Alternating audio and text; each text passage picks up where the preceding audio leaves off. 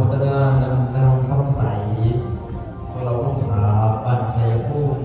มีปัจจัยโมทนา50,000 กีบสาธุขอให้เป็นของท่านเกี่ยวกับทิพย์10 ประการขอให้เป็นมนุษย์สมบัติสวรรค์สมบัติอนิพพานสมบัติ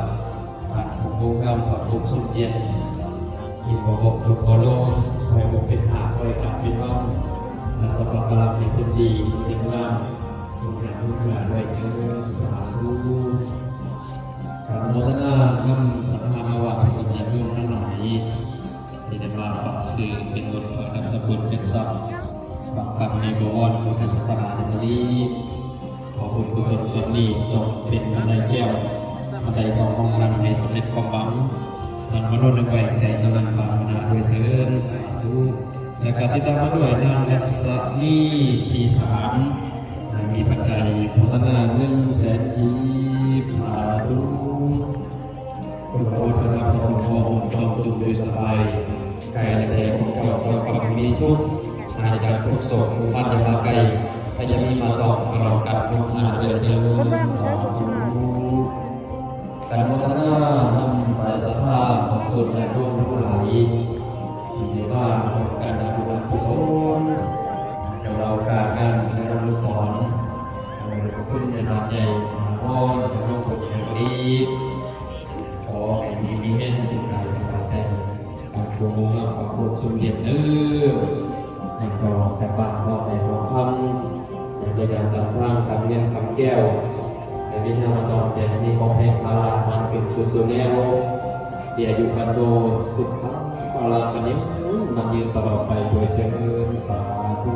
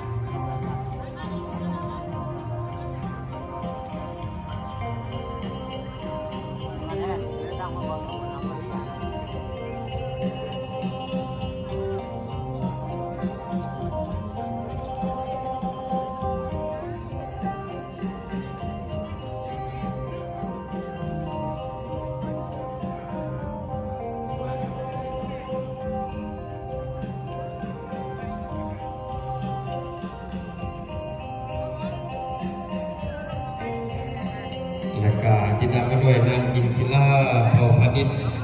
บ้านหัวเมืองมีปัจจัย